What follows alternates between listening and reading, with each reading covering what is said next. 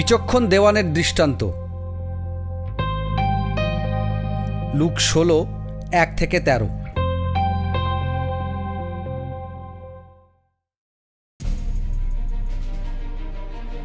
যিশু তার অনুগামীদের বললেন, কোনো একজন ধনী ব্যক্তির একজন দেওয়ান ছিল, আর এই দেওয়ান তার মনিবের সম্পদ নষ্ট করছে বলে তার বিরুদ্ধে অভিযোগ উঠল। তখন সেই ধনী ব্যক্তি ওই দেওয়ানকে ডেকে বললেন, তোমার বিষয়ে আমি একই শুনছি, তোমার কাজের হিসাব আমায় দাও, কারণ তুমি আর আমার দেওয়ান থাকতে পারবে না। সেই দেওয়ান মনে মনে বলল, এখন আমি কি করব? আমার মনিব তো আমাকে চাকরি থেকে বরখাস্ত করলেন, আমি যে মজুরের কাজ করে খাবো তার ক্ষমতাও আমার নেই, আর ভিক্ষে করতে আমার লজ্জা লাগে। আমার দেওয়ানি পদ গেলেও লোকে যাতে তাদের বাড়িতে আমায় থাকতে দেয়, সেজন্য আমায় কি করতে হবে তা আমি জানি। তখন তার মনিবের কাছে যারা ধারে জিনিস নিয়েছিল তাদের প্রত্যেককে সে ডেকে তাদের প্রথমজনকে বলল, আমার মনিবের কাছে তুমি কত ধারো? সে বলল, 100 মণ অলিভ তেল। তখন সে দেওয়ান তাকে বলল, এই নাও তোমার হিসেবের কাগজটা, তাড়াতাড়ি করে লেখো 50 মণ। এরপর আরেকজন লোককে বলল, আর তুমি কত ধারো?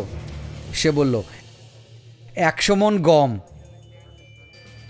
দেওয়ান তাকে বলল, তোমার রসিদটা দেখি, এটাতে 80 মণ লেখো। সেই মনিব তার অসৎ দেওয়ানের প্রশংসা করলেন, কারণ সে বুদ্ধিমানের মতো কাজ করেছিল।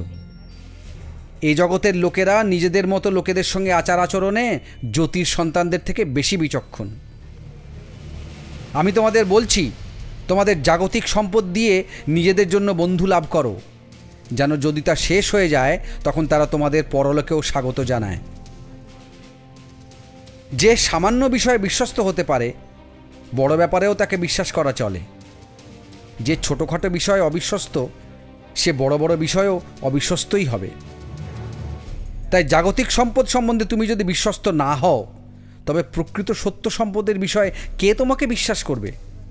অপরের জিনিসের ব্যাপারে তোমাদের যদি বিশ্বাস করা না যায়, তবে তোমাদের যা নিজস্ব সম্পদ তাই বা তোমাদের কে দেবে? কোনো দাস দুজন কর্তার দাসত্ব করতে পারে না। হয় সে একজনকে ঘৃণা করবে ও অন্যজনকে ভালোবাসবে, অথবা একজনের অনুগত হয়ে অন্যজনকে তুচ্ছ করবে। তোমরা ঈশ্বর ও ধন সম্পদ উভয়েরই দাসত্ব করতে পারো না।